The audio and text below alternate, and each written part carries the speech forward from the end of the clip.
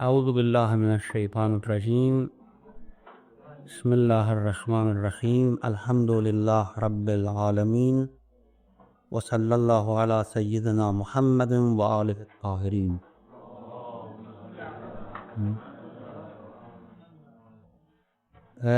There was a suggestion that we do not start Surah Tawbah today, and inshallah we'll start it from next week. So we only deal with this last part of Surah Yaseen, and then probably would have a longer period for questions and answers, probably about whatever we covered in Surah Yaseen, inshallah. Now, if you remember the last verse of Surah Yaseen, verse number 83, was Subhanalladhi bilalihi malakutu kulli kay'in wa ilayhi khurja'un. You will be returned to him. It goes back to the one in whose hand is the malakut of the heavens and the earth. Now, is returning to God. What does this mean? And it is not only mentioned here, tens of verses, or probably hundreds of verses, talk about a return towards Allah subhanahu wa ta'ala. When we talk about going towards Allah subhanahu wa ta'ala, of course it makes sense. Everything is moving towards Him. In Surah Najm, we have that وَأَنَّ إِلَىٰ رَبِّكَ الْمُنْتَهَى. Muntaha means the ending point of everything. Of course, the muntaha, the ending point of everything, your Lord. When we talk about return, when we talk about ending, we are actually dealing about a journey, a travel. First of all, these verses give us the idea that everything is moving, is traveling towards, of course, Allah subhanahu wa ta'ala. Anna ila rabbika al-muntaha, the destination is the Lord. Now, if you remember, we also talked about laqa Allah previously, meeting with the Lord. It also denotes that there is a meeting point that you have to move to. So there are two things here when we talk about ruju'a ilallah, returning to Allah subhanahu wa ta'ala. First, that everything is moving, traveling, and the ending destination is Allah subhanahu wa ta'ala. Two things. First, that everything is traveling. Second, that the destination is Allah subhanahu wa ta'ala. Now, in this verse, there is a third thing as well. And that third thing is that the beginning had been from Allah subhanahu wa ta'ala as well. Because when we talk about the third, when we talk about ruju' means when you have started from somewhere and then you go back to the same place as well. Therefore, very important and difficult to explain, of course, issues are here. First of all, everything had started. First of all, everything is moving and traveling. Now, second, the beginning, the mabda, the starting point of this travel has been Allah subhanahu wa ta'ala. And third, the destination, the returning point of this journey will be Allah subhanahu wa ta'ala Himself again. Now, with regards to human beings, of course, we can explain this in one way. With regards to objects, things which are not intelligible, not intelligent, we of course have to discuss this in another way. And this is not limited to these two human objects and other things only.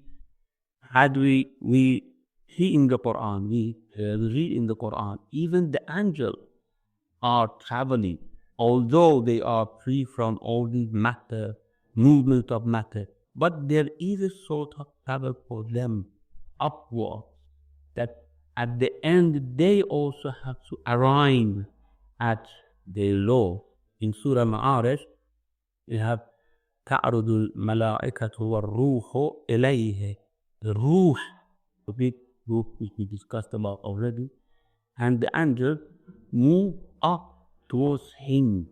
في يوم, in a day, كان مقداره 50,000 سنة. 50,000 سنة.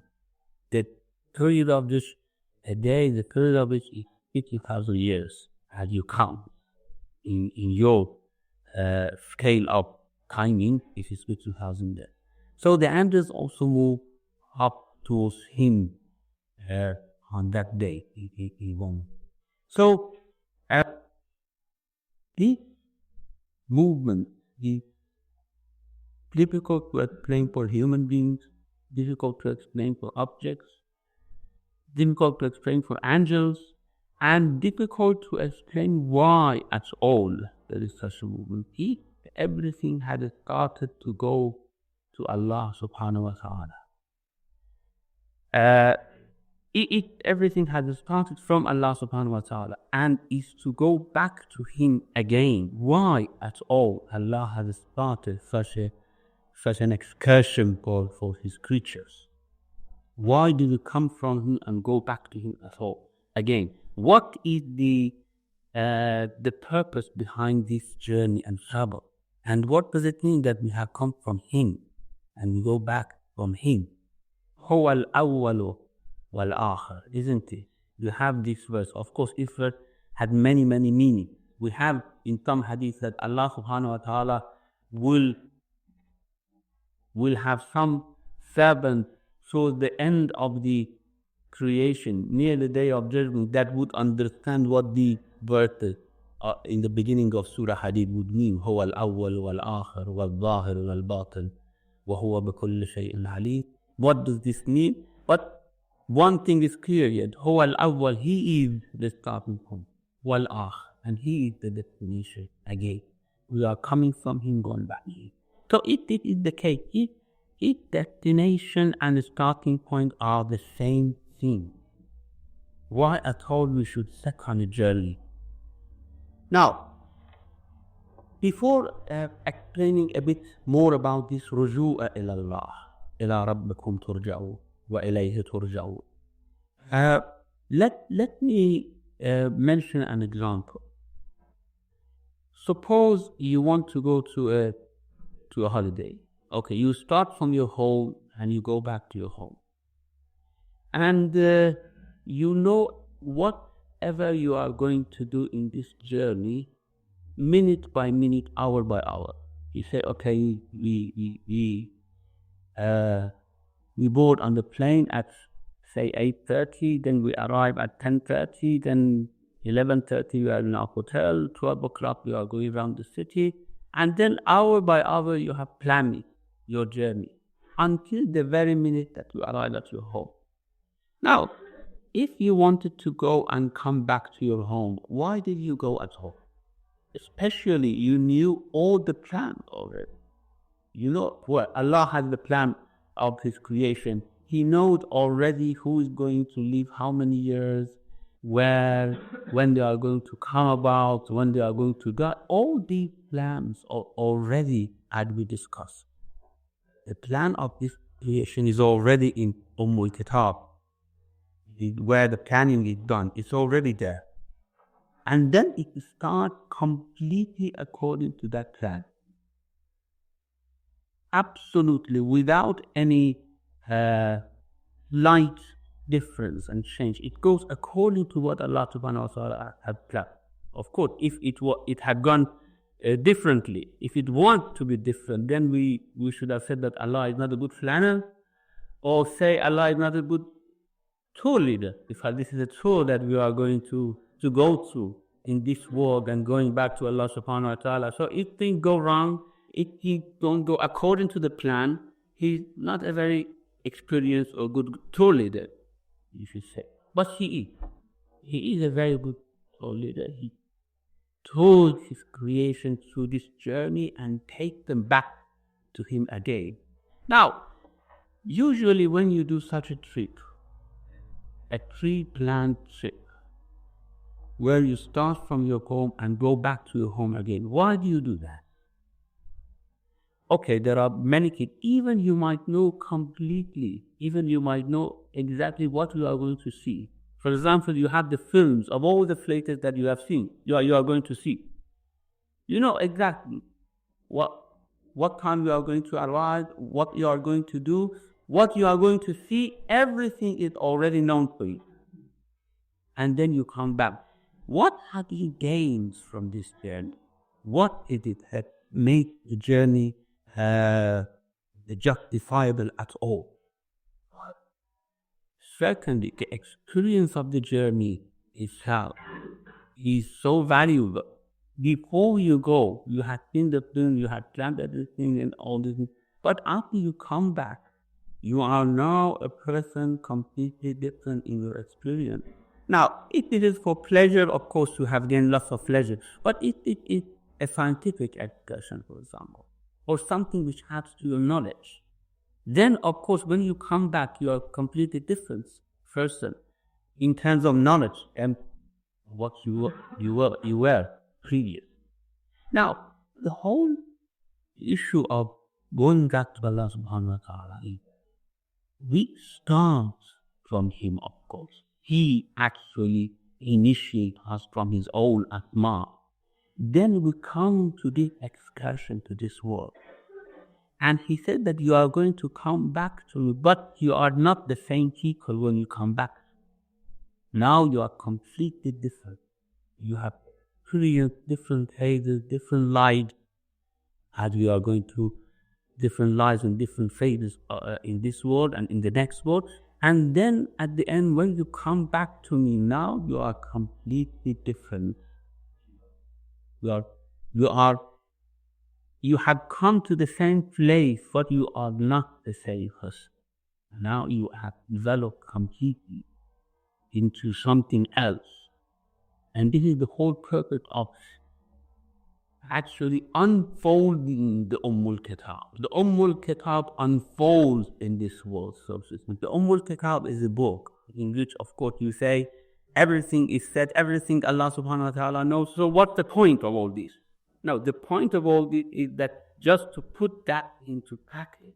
And when that is put into practice, just to unfold that plan. So the Kitab unfolds itself here. But of course, Allah says, إِنَّهُ يَبْدَأُ الْخَلْقِ. Of course, He initiates, He starts in the khalq. ثُمَّ يُعِيدُهُ. Then He takes it back to. Now, this does not, is not specific to human beings. It is for everyone. وَمَا مِن دَابَّةٍ فِي الْأَرْضِ وَلَا طَائِرٍ يَطِيرُ بِجَنَاحَيْهِ إِلَّا أُمَمٌ أَمْثَالُكُمْ.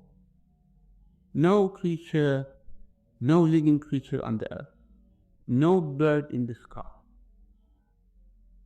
are living, but they are umman, they are community like. Of course, we do not understand this sense of community in animals, but Allah says they are communities like you. ثُمَّ إِلَىٰ رَبِّهِمْ يُحْشَرُونَ. Then they will be collected towards their Lord.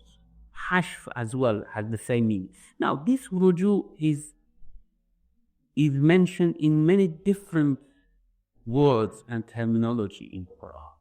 So abundant these verses of coming from Allah subhanahu wa ta'ala and going back to Him are in the Quran that you would see it in many, many different terms.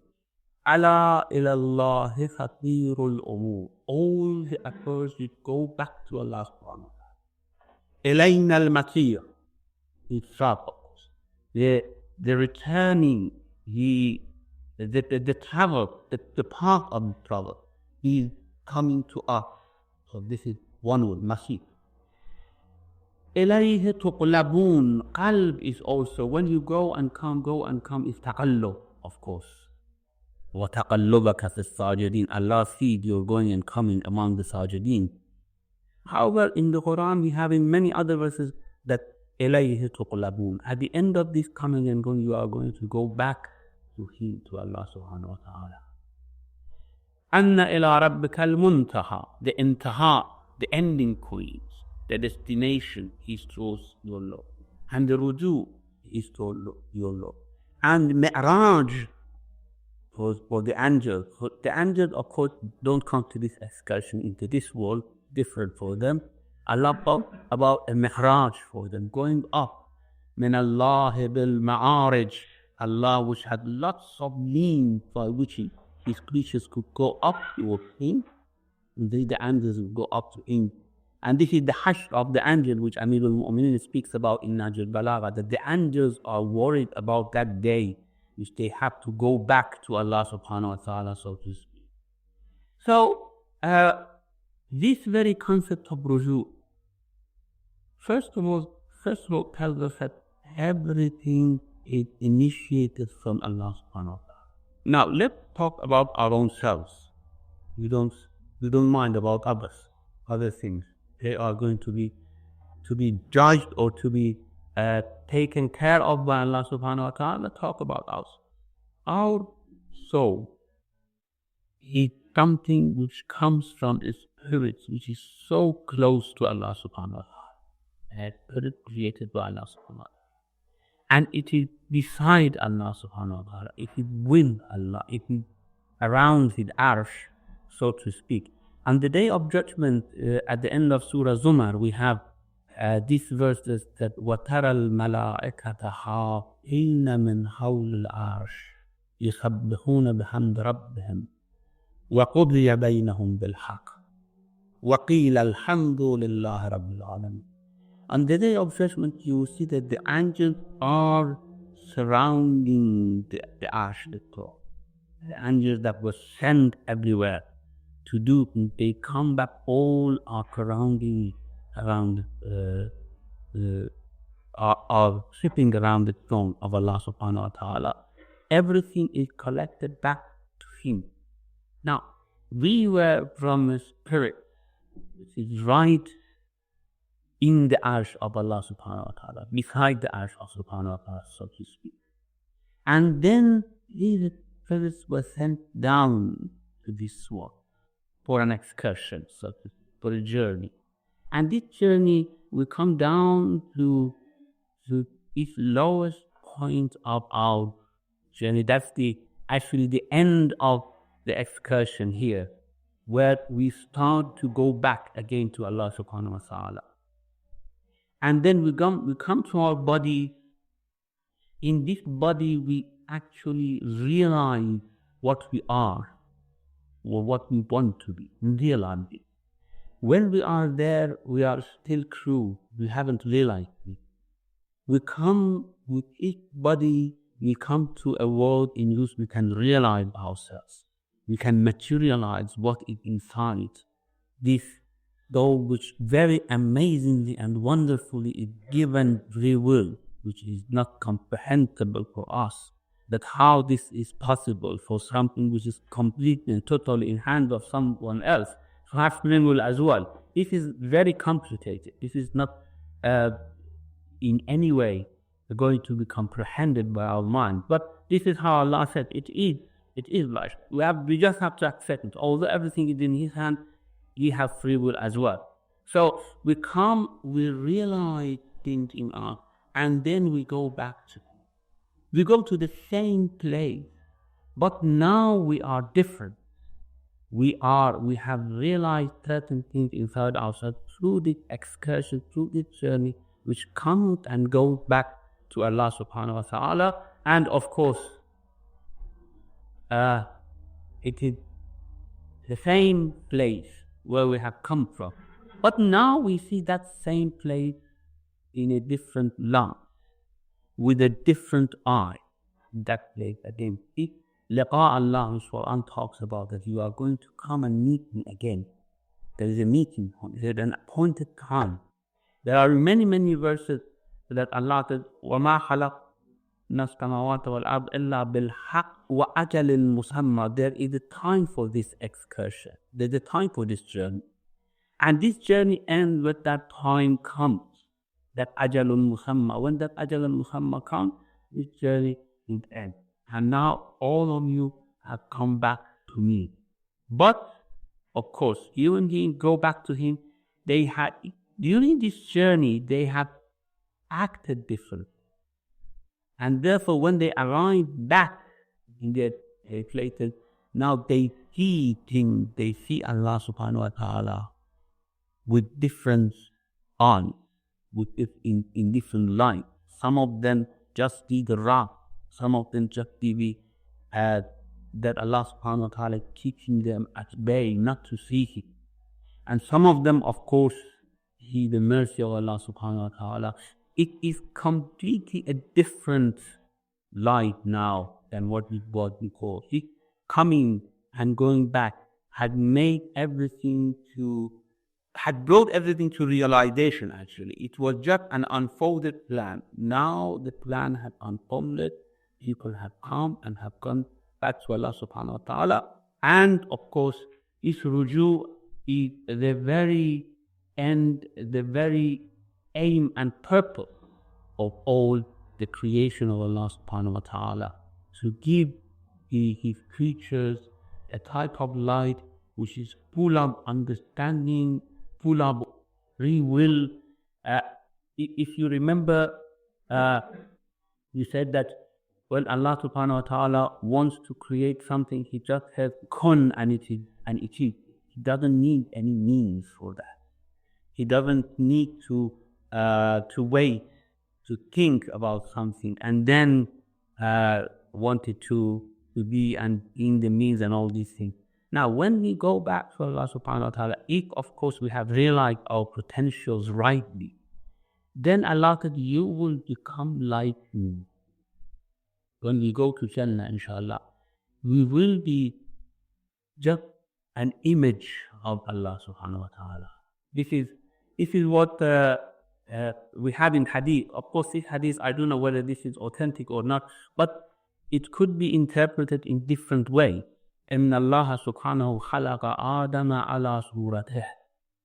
Allah subhanahu wa ta'ala has created Adam after His own image. His own image. Now, we have this type of anthropomorphic explanation of this hadith, saying that yes, Allah is like human beings and had created human beings like Himself. He has face, He has hands, He has feet, and He has created human beings after His own image. And I had really heard some Sunni brothers saying this to me, that you are wrong thinking that Allah doesn't have any face or body, because this hadith certainly says human being is created like Allah subhanahu wa ta'ala. Well, I don't know how we could imagine such a thing, but after His own image might be, well, certainly it should mean this, that He gave Adam and his progeny all attributes that He Himself has.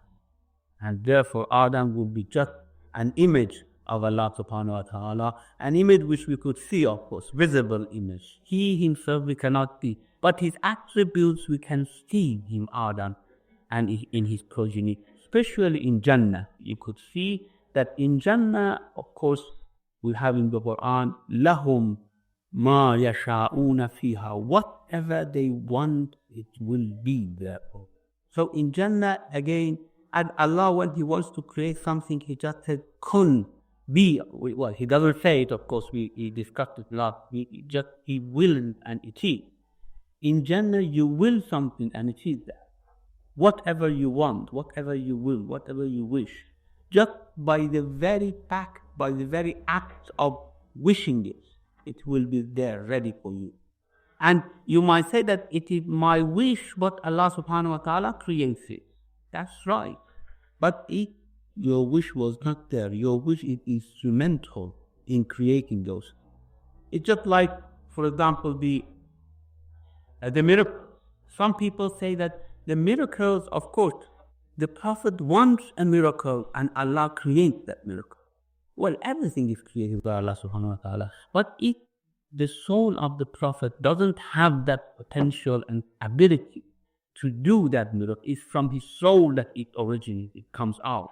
Of course, everything by the permission of Allah subhanahu wa ta'ala, Everything is dependent on Allah subhanahu wa ta'ala, but it is His soul which creates that miracle.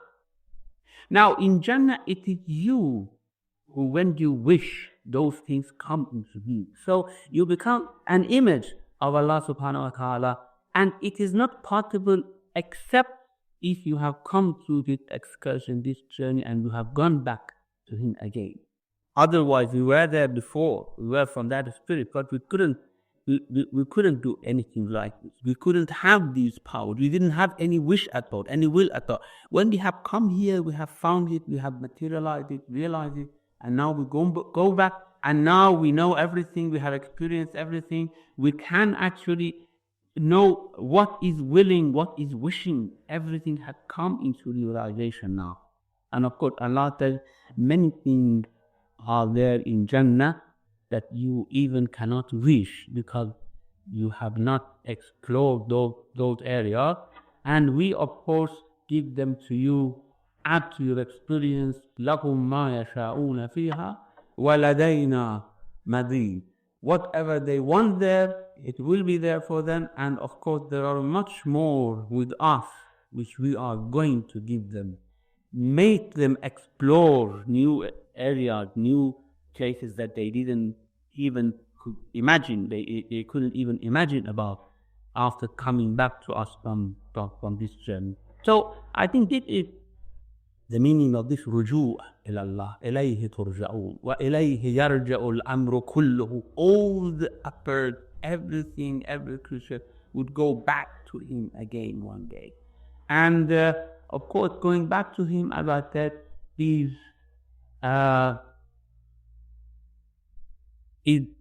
different for different people. Some people would go to hell, and some people would go to paradise, but still they come with very, very deep realization of everything. Now, there is only one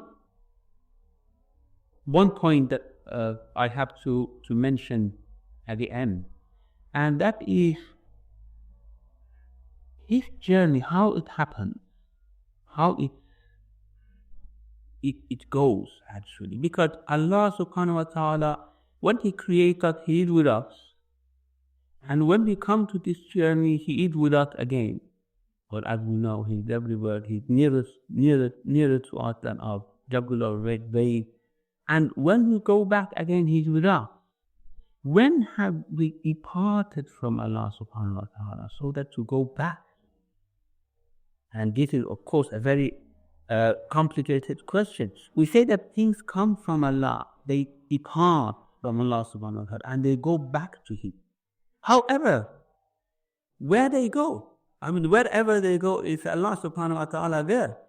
So when we say they depart from Allah subhanahu wa ta'ala, they go away from Allah and they go back to Him. And this is the meaning of ruju, this is the meaning of inqilab, and this is the meaning of qaynrura, going towards Allah subhanahu wa ta'ala. So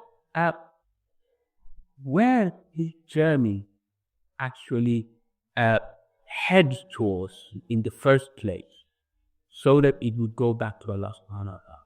Wherever we go, it is Allah subhanahu wa ta'ala. So how this happens? Now, of course, we mentioned that verse from beginning of Surah Hadid. This verse is the key to the all knowledge.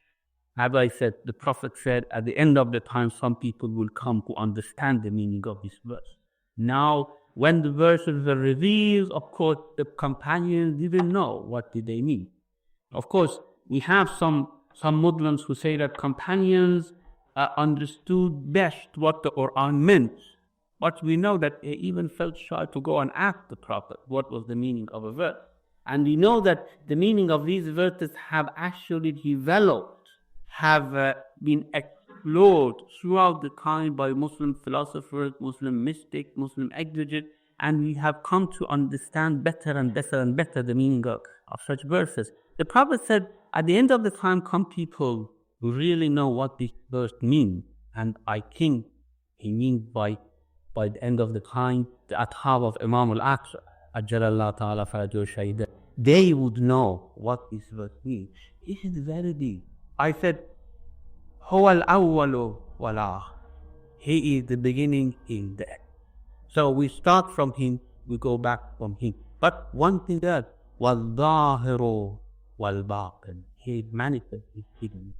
When we start on this journey, we come to see the manifestation of him. Not the hidden aspect of Allah subhanahu wa ta'ala. It starts from the hidden side to the manifestation, going back to the hidden side, seeing the hidden aspect of Allah subhanahu wa ta'ala. Allah is here, we know, we see all His manifestations, but we do not grasp those things, those aspects, those attributes which are hiding behind all these. The journey comes from batin to zahir and then going back to batin again. But that batin, we didn't know. When we were created, we could not explain for ourselves what was the batin of Allah subhanahu wa ta'ala. Now that you come to zahir, we see the manifestation. And we go back to batin again. Now, of course, we come to a realization of Allah subhanahu wa ta'ala. وَلَوْ تَرَى if you see, I just forgot the Arabic version of the verse. When the disbelievers will see that أَنَّ الْقُوَّةَ لِلَّهِ جَمِيعًا, all power belongs to Allah subhanahu wa ta'ala. Now, we believe in this. We believe in. We do not see, but we believe that all power belongs to Allah subhanahu wa ta'ala. And that's why we come to confusion. That we believe that all power belongs to Allah, but we see things different. We see things having power independently themselves. Then we come to this confusion that, okay, if power all belongs to Allah, what about these different powers that we see and all these things? Now we cannot be complete. The kuffar do not believe in it at all, that all the power belongs to Allah subhanahu wa ta'ala. It said, when the disbelievers, now the verse I remember, وَلَوْ يَرَى الَّذِينَ كَفَرُوا, when the disbelievers would see, أَنَّ الْقُوَّةَ لِلَّهِ جَمِيعًا, when the power exclusively belongs to Allah. Of course, they have power themselves, but they see that it comes from Him. It all shines from Him. أَنَّ الْقُوَّةَ لِلَّهِ جَمِيعًا وَأَنَّ اللَّهَ شَدِيدُ الْعَذَابِ. They see that power all comes from Him, and they see that Allah is Shadidul Adab. Now that only power is going to punish them, and His punishment is harsh. Of course, that is a very terrible and scary situation. If someone realizes that on the Day of Judgment, as the kuffar and disbelievers will realize. But the journey is like this. We don't go anywhere actually. The whole creation wouldn't go anywhere. It is all with Allah subhanahu wa ta'ala. It's just a journey towards inside, towards the batin of this world. And that's why the mystics, they call the whole experience that they have tuluk, travel, isn't it? Now that travel, of course, is not just setting out of their houses and going somewhere. It is an inward travel, they call it. They travel inside themselves. And then they say, of course, there are 4 different types of travel. Al-Asbar al-Arba'a, which Mullah Kabra has called his philosophical book, Al-Ashar al-Arba'a, the 4 types of journey. Now, this journey is going inside, exploring the batin of him, especially exploring the batin of human soul itself. You see, if you believe in what the mystics say, okay, they say that we explore our souls and we come to a realization of Allah subhanahu wa ta'ala. We know Allah by going deep inside our souls. This is a journey, isn't it? Of course, where they started, Allah was there. When they end, Allah is there. But when they start, their realization of Allah is different from when they end. Now, all of us have that capacity and capability to second that journey. Of course, don't worry, if you don't second that journey, you will go through that journey opposite life. That's why Allah has not asked everyone to be mystic, to second this journey.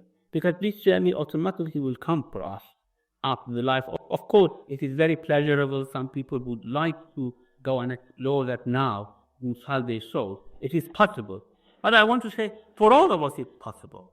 We have that. But what is the difference between us and a mystic? Although Allah is with all, although we have the same soul, the difference is that they have gone through that journey, they have come to a different realization of Allah subhanahu wa ta'ala, which we don't, which we haven't that realization. But inshallah, after this life, we are going to go through all those journeys to go deeper and deeper and deeper inside our souls to realize Allah subhanahu wa ta'ala. So even the journey we speak about afterlife, it is not a journey starting from somewhere, ending somewhere. It's just going deeper and deeper inside our souls. And then at the end, we come to that realization of Allah subhanahu wa ta'ala. And the liqa Allah, then when we come to a point at our journey inside our souls, where we could certainly realize Allah subhanahu wa ta'ala in a way that it could be called a meeting with Allah subhanahu wa ta'ala. Liqa Allah, it could be called liqa Allah. So these are just some points about the ruju' ila Allah wa ilayhi turja'un. And of course, I know it's a very complicated issue, but you find it in, as I said, in hundreds of verses of the Quran, not even tens of verses, hundreds of verses of the Quran speak about the journey going back to Allah subhanahu wa ta'ala, not only for human beings, for everything. And inshallah, when we go back inside our souls, when we go back to Him, inshallah, we are prosperous and we meet Him in a way that He is pleased with us and we are pleased with Him, radiyallahu anhum wa radu an. And this verse in Surah Hajj, Ya ayyatuhan nafsul mutma'inna irji'i ila rabbik, come back to your Lord, radiyatan mardiya. Wa sallallahu ala Muhammadin wa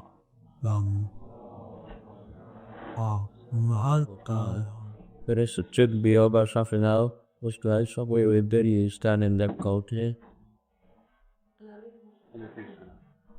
Well, we go ahead. I'm sure you want to take it.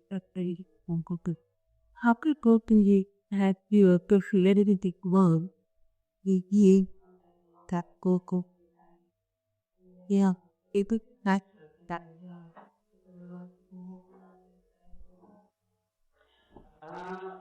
Yeah, this is always the paradox that human beings have.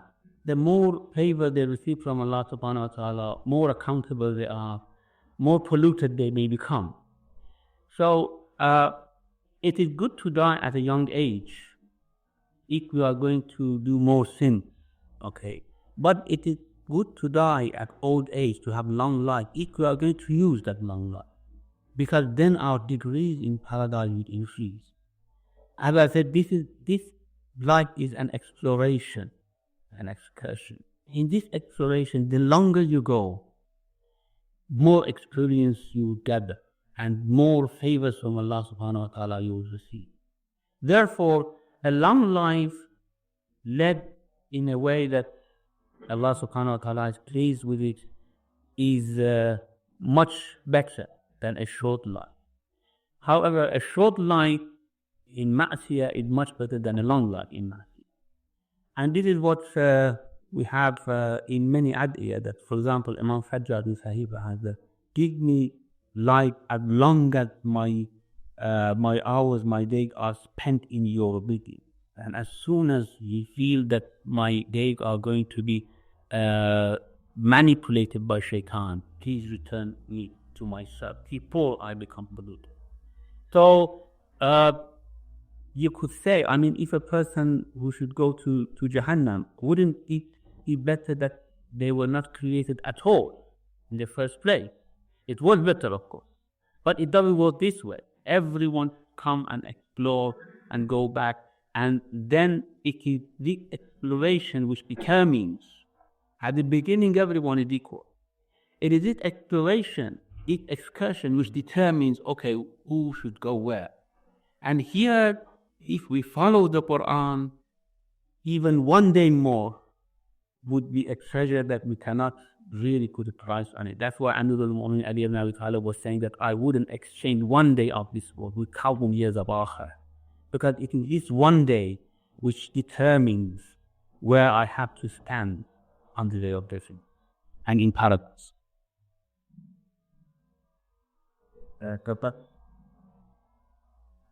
Honorable. Any of those? However, you explained in the previous lectures about children who die young.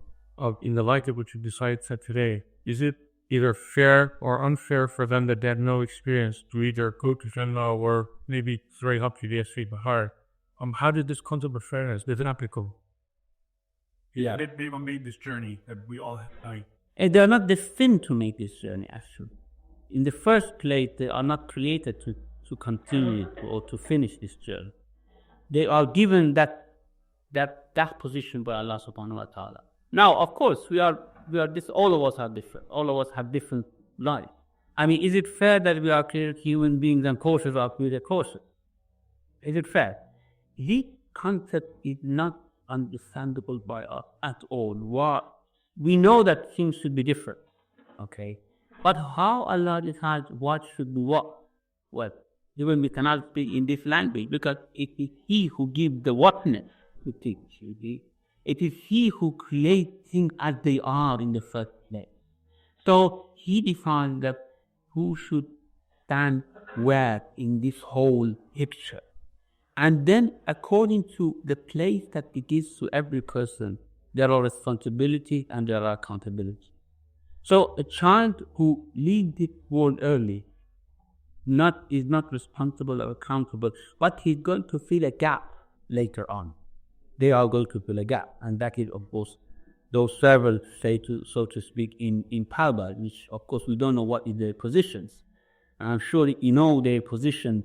Now you would have wished that you were one of those servants, and that is because we don't know what is our position there. Yet. On that point, for example, you're saying there, we're saying here. Now, when we act, is that fair? But the fact is, you work for it, you strive, you struggle, we got nothing. So, we were in the same boat.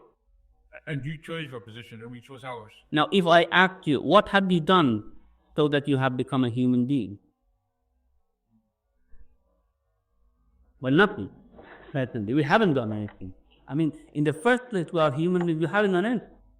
It's just favor pouring down from Allah subhanahu wa ta'ala. And He decides.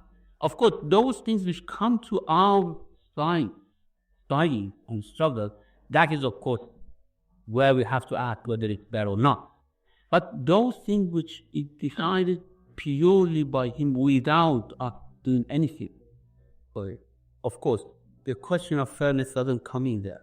Just He who filled the different points of this picture, the whole picture of the world with different things.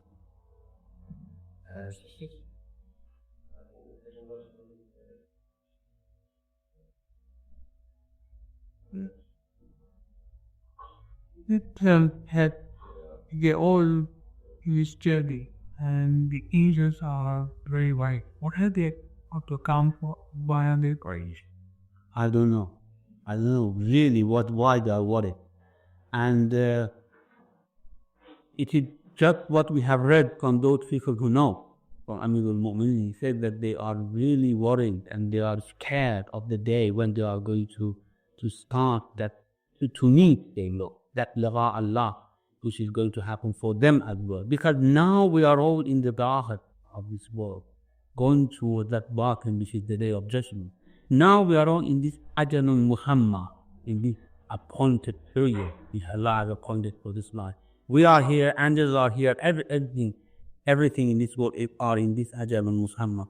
When that ajalun muhammad comes to an end, and when that upheaval of the day of judgment comes, of course, then we don't know why angels are going to be worried.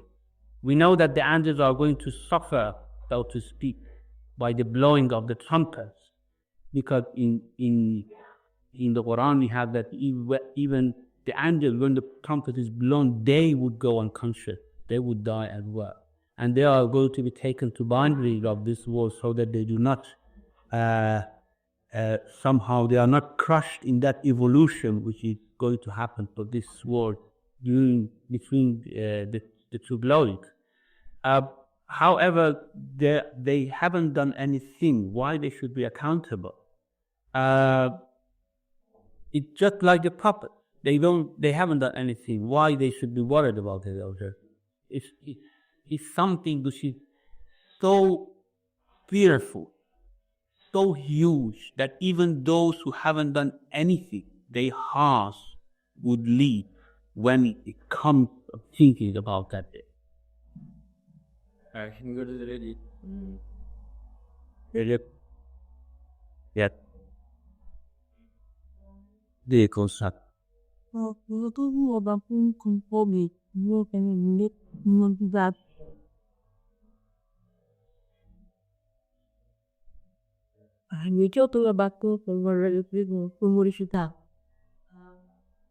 everything is just in Kamuch and Rada.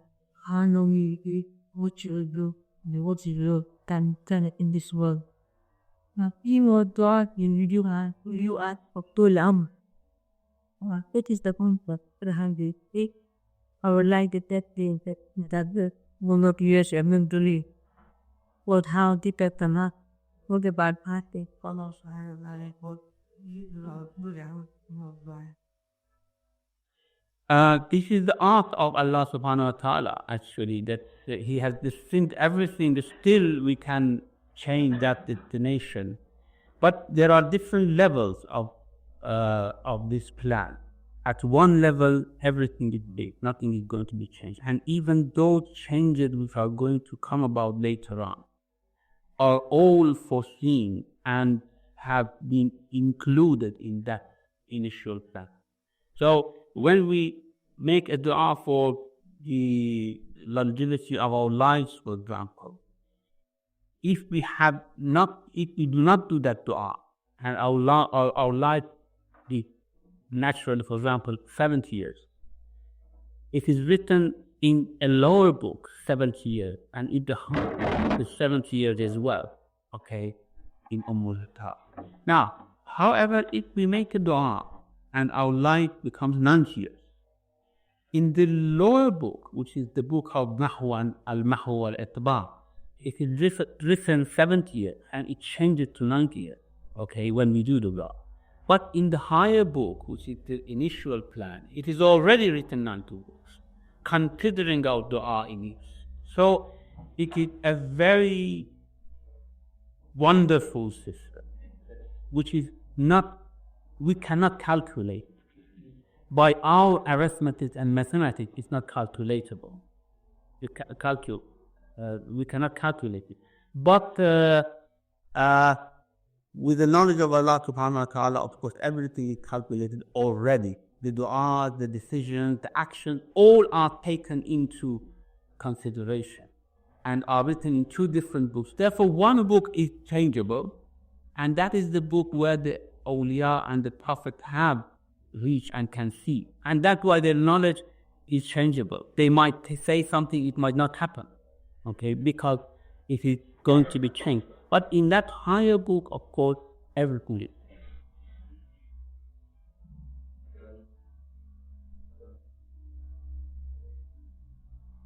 Says,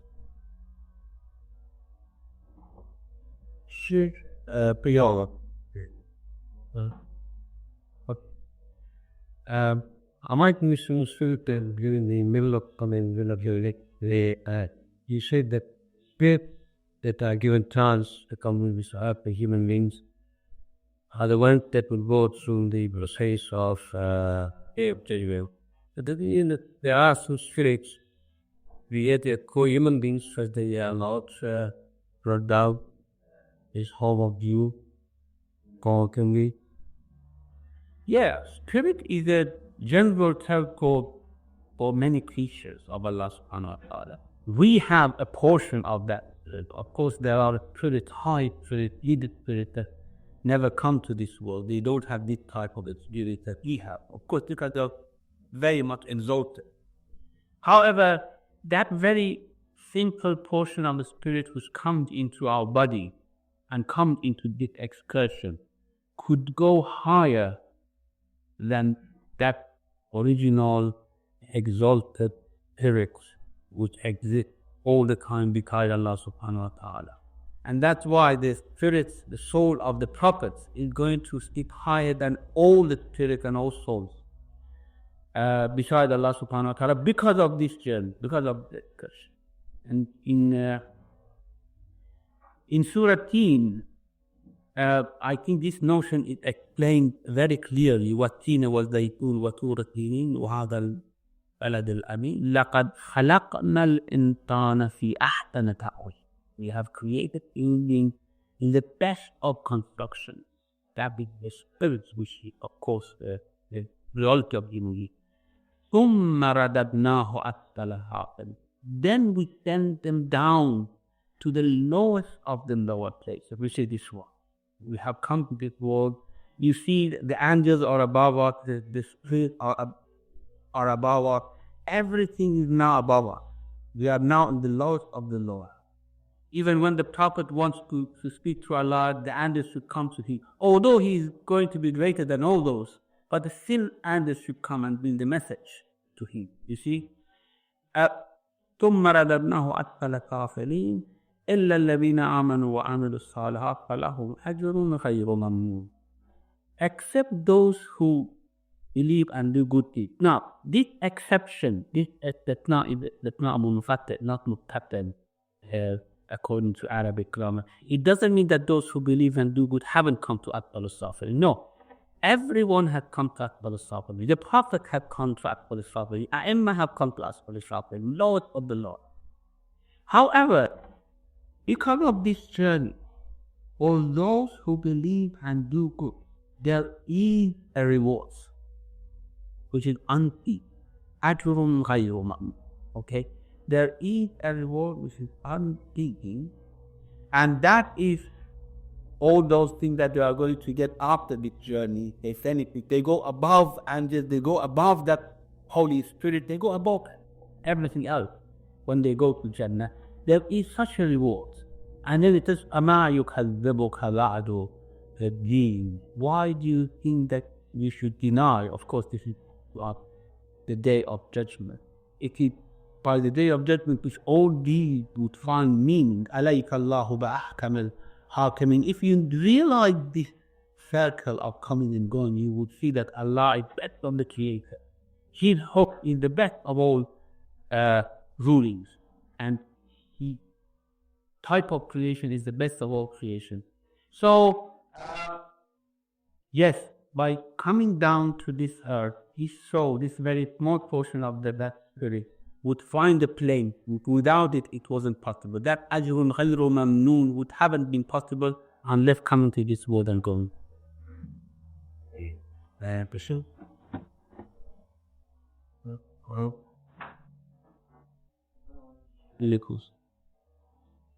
الشيخ رأيت إن سورة توبة 3 يا أيها الذين آمنوا قاتلوا الذين يقتلونكم من الكفار وليجدوا فيكم غلظة. And it is being used by the DND to show that Muslim religion is ruthless and caring. In comment on this side, and what is the next country? If you look at the other in the Quran, there is a lot of caring for other people and all that. You are cutting this journey short. Now this is 123 in Surah Tawbah. I think I feel in the last few months we have to go through the journey of Surah Tawbah until we come to that place. However, I think they have to put it into its context. Okay, so what it means is that, of course, the whole Muslim Ummah was faced with a type of invasion from every side by kuffar. Okay, and although there was a central command, but that central command was commanding people to fight in their own quarter against the kuffar. Okay, so قَاتُلُوا الَّذِينَ يَلُونَكُمْ مِنَ الْكُفَّارِ means that fight with those kuffar who are in your own region, because people might have wanted to come to Medina and then be dispatched to somewhere else, saying that you have to fight in your own area against the kuffar of your own area, or fighting, or waging a war on you. And this is something which is, of course, it's a military type of command that every military commander might issue. It's not, when a country is in war, in the state of war, you might have lots of these military commands which make sense. However, if you take this outside the context, وَلْيَجِدُوا فِيكُمْ غَلْظَةً, they have to find forcefulness in you, isn't it? Isn't it what America, the type of terminology America is using today, taking it from the Quran, forceful, what they call it? Forceful response, or no, they have something very similar, the qaldah they use. I do not remember the phrase now.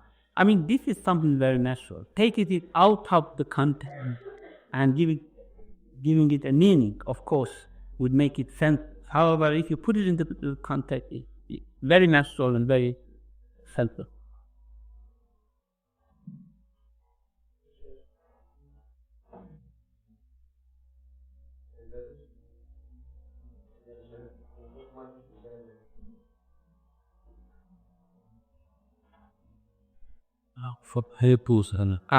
You mentioned that of a human being who had one form of ritual, loneliness will have a different sky. Is there anything about it, or Yes, there are a few things mentioned in the Quran. For example, about the earth, we have وَأَشْرَقَتِ الْأَرْضُ بِنُورِ رَبِّهَا. The earth will become shining with the light of your Lord. Everything would become shiny in the way that everything could understand and could speak whatever is inside it. All the information which is inside every molecule, every atom, will speak to the reality which is Allah subhanahu wa ta'ala, of the reality which is Allah subhanahu wa ta'ala. Again, we have يَوْمَئِذٍ تُحَدِّثُ أَخْبَارَهَا. On the Day of Judgment, the earth would speak about its information. So this ruju would make earth to become like that. Also, we have about different organs of human beings speaking and bearing shahada, witnessing, testifying. And this means that they have actually turned into something which is intelligent and can testify. يشهد عليهم اليوم نختم على أفواههم وتكلمنا أيديهم. Their hands would speak to us. So probably everything now, they say that even now everything is intelligent. We don't see. The intelligence has different levels, and when it becomes very weak, it is not realizable. There is a very weak intelligence in everything, in every object now in this world. When they return to Allah subhanahu wa ta'ala, that intelligence will become strong, and they could have intelligence as we have today, for example, that very moderate type of intelligence that we have. However, human intelligence would rise and would go much higher than what they have here in this world.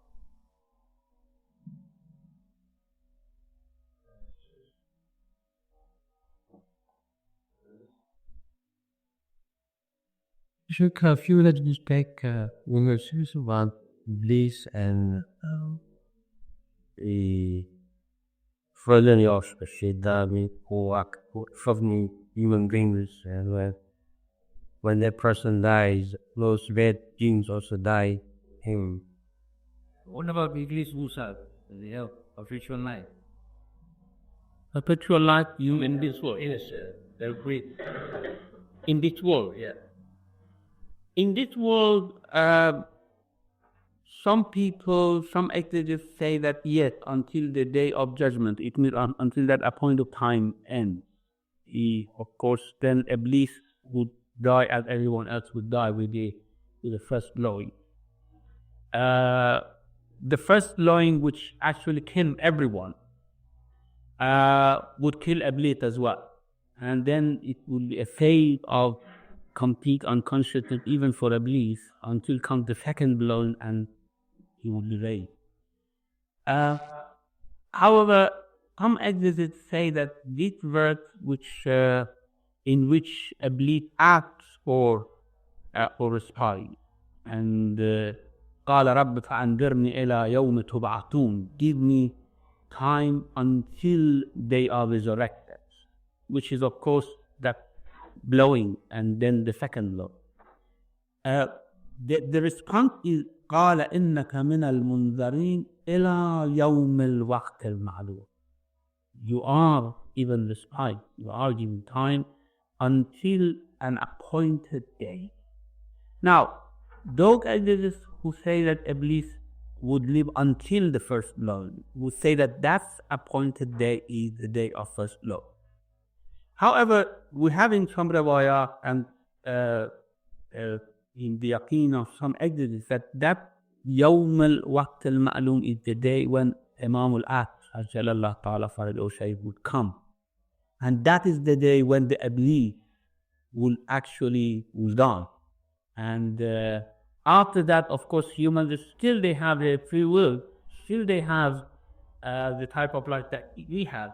However, and still we might have evil people, but those evil people are not instigated, are not turned by shaitan.